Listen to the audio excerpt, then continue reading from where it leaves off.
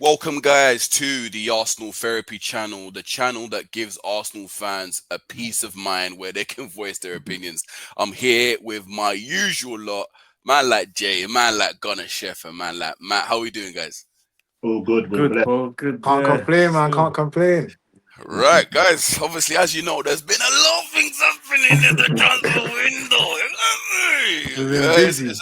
it's been busy. It's been busy. It's been busy. Well, listen, let's not waste any more time right now. How are we thinking about the transfer window so far before I start bringing up some panels and windows and all of them things? Chef, take One the out of floor. 10. Chef, Take the floor. chef. One out Go of 10. ahead, chef. 1 out of 10, bro. It will for until a striker gets over the finish line. It's 1 out of 10. It's a it's a position that we've needed to address for the last 2-3 windows. Still ain't done it. Until we get a striker, I don't even want to know. I'm not even saying the other signings have been poor. Like Kepa, he's coming, £5 million, Premier League, Premier League proven goalkeeper. It's a good signing. Norgard, Premier League proven, good depth. But still, I don't rate none of it until I see a striker walk through the door. I hear that. I hear that. Matt, what are you thinking, man? I won't say 1 out of 10. Yeah, I won't say one, but no, but where I am with Chef is that I think as Arsenal fans we get a bit nervy because we've been through these type of windows before. And I said before with the window with Havertz, that's Havertz signing wasn't needed, and that has caused a lot of problems. That signing in terms of we get a midfielder, do we get a striker, and it's a bit up in the air. Mm. Now, I'm happy with Kepa and Norgard as options to come off the bench, the cup games, because we had Neto last season who was cup tied. We know what director made that decision. But now we're in a place, now we're in a place where we've got to get the serious business done. And like Chef said, the striker is a necessity. I literally, but just before we come on, I read now David Ornstein said something about we have to sell someone before getting the winger, and I'm like, but you basically go back to square one. You're not adding on. Like if we're gonna listen, if we sell Martinelli, I don't want to, but if we got mad money, sold him, brought in so got brought in a winger. Oh The shit. chef was like, bro, if we got mad money, brought in a winger, got the striker, got an Eze, then I'm like, do you know what? Because let's put it this way: Eze, the striker, and the winger, bro, that's 10. And at that point, I'm looking at Premier League, and I don't want to see no defeats. I'm looking, going, you think you can beat my team? No, but you know what it is? Because then you go and you've got the complete team. Because as I said, Liverpool has set the standard. So when we're looking at a transfer window, I'm looking going, Arsenal, react to what these men are doing. Or if you're telling me you got it all under plan, Berta business or Berta magic, as they say, we need it done now. Pre-season starts on the 22nd, 23rd. I don't want to see, this signing, we might get them. Then they come a week later. You know them ones where they miss the first three. Get everyone in on time because there's no excuse. The Sesko Gyökeres talk was from when? From as soon as the season was done, and we're still here in July. So I'm going to give it a 4 out of 10. But once we get what we need, then it'll be a 10. No Watkins. Don't bring me Watkins, by the way, because you know why? I'm going to finish on this one. They could have done that in Jan. So if they go and get Watkins now for this summer window, I'm going to be like, you better be bringing another striker with him. You know what I mean? Like if you get Sesko, bring in Watkins, assist him and all of that. But if it's a Gyökeres, you can do just Gyökeres by himself. Focal point 9, and we go from there. But anyway, let me not blabber on. 4 out of 10, can be 10 out of 10. Give me 3-4 more signings. Okay, Jay. If I'm talking strictly on who's come in the door and who's gone out of the door and the things that have happened like that, it can't really be above a 5 realistically.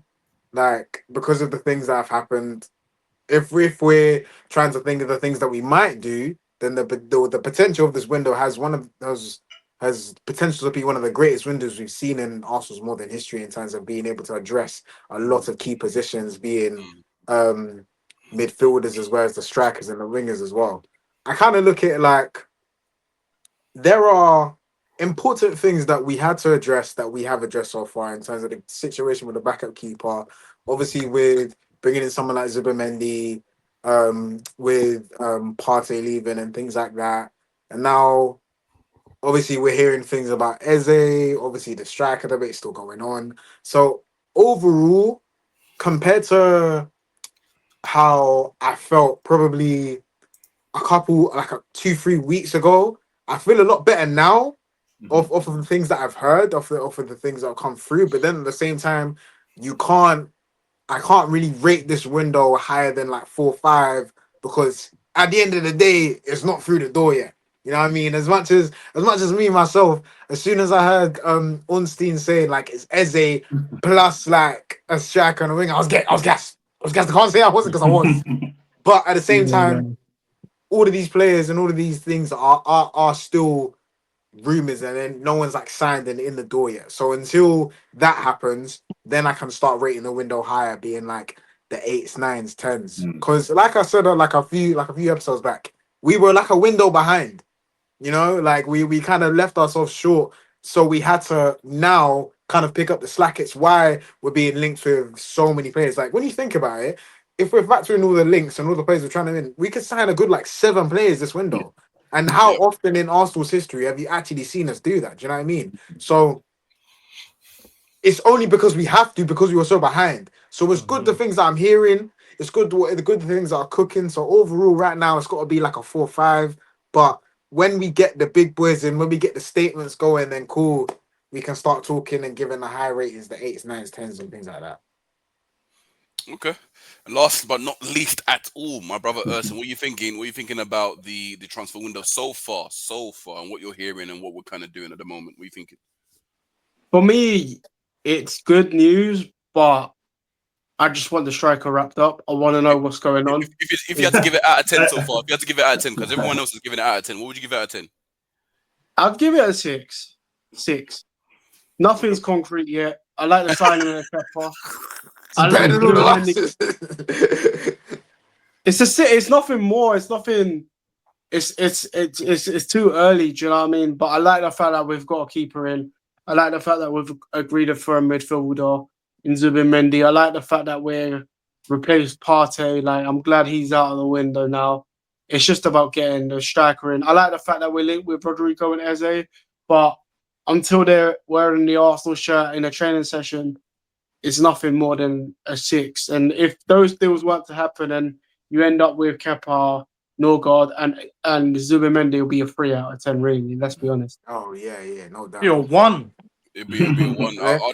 I had to agree with Chef. Will be a 1 because it's like we're Yeah. basically at the same place. We're basically at the same place. No, I agree. I I like the fact that we're linked. Sorry, but I Although- think at that point you say Arteta out. Then like, I just No, it Yeah. wouldn't. It'd be more on the board as well. Like Yeah. it would be more on the board as well.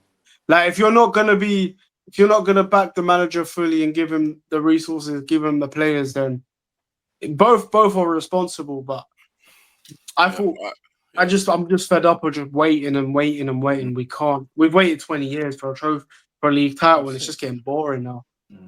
Yeah, it's true. I'd have to say that as well. Just to add my little bit, and I'll probably have to give it 5 because again we took care of the people that departed, right? Partey and Jorginho. And personally, I'd prefer Norgard instead of Jorginho. I know Jorginho maybe is a bit more of a technical player, but I think so many times last season we got caught out so many times with people just pressing Jorginho. His legs were gone 2 years ago, to be honest. Let's not kid ourselves. Yeah, facts. So the fact that we've got Norgard, and you know what? I don't know about you guys, but Norgard kind of reminds me of a Gilberto Silva type of signing.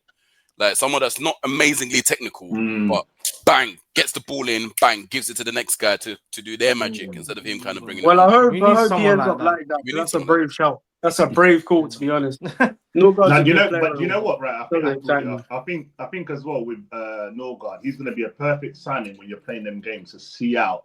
You know, like Yes. if you look how Brentford play, and I won't lie, I didn't watch him every game for Brentford, but you know when Brentford did well, you'd watch him be like, he was all right. You know, like he's always that 7 out of 10 guy without fail. Yeah. And I think sometimes putting 7 out of 10s with better quality players, they raise their game. And I think not only is going to be that, he's going to be the guy to get Zubimendi for it. I think that's what the plan was as well, because obviously he's coming to a brand new league. So I'm happy with it. I think that's good. But now bring us the superstars. We're all right. Give us a little bits and pieces now.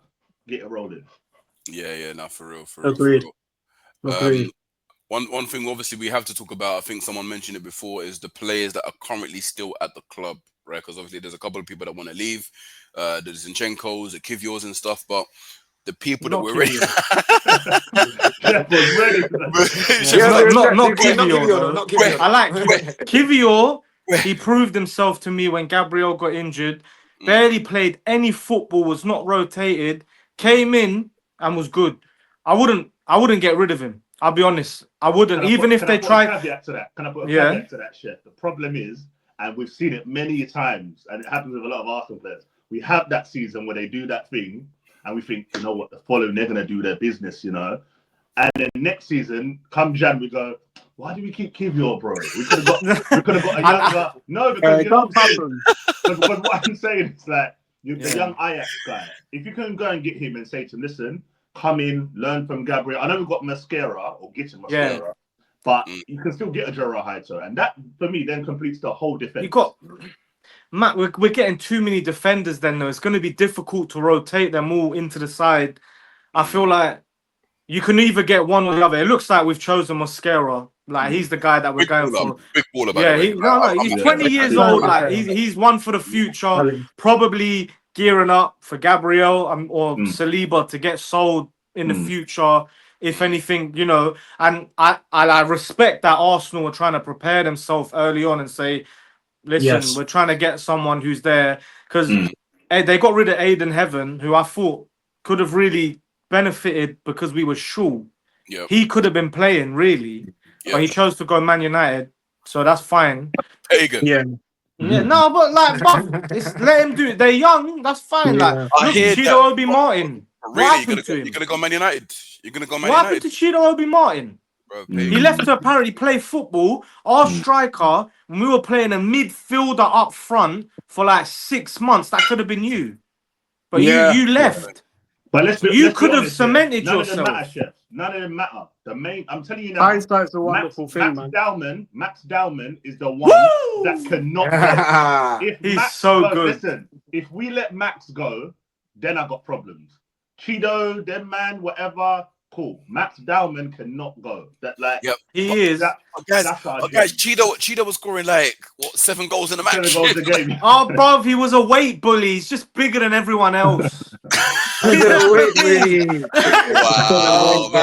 know that? Like he's too for his age. He's tall. Yeah. It's like Lukaku when he was in the ranks. Did you see that ball? Boot the ball over the fence. Yeah, man. And plus, you need to check his passport as well because you know. Trust me. You know how them things go. You know how them you go. know they're about first it. to the That's first. hilarious. That's hilarious. 2000, yeah, right, all right, man. Yeah, right.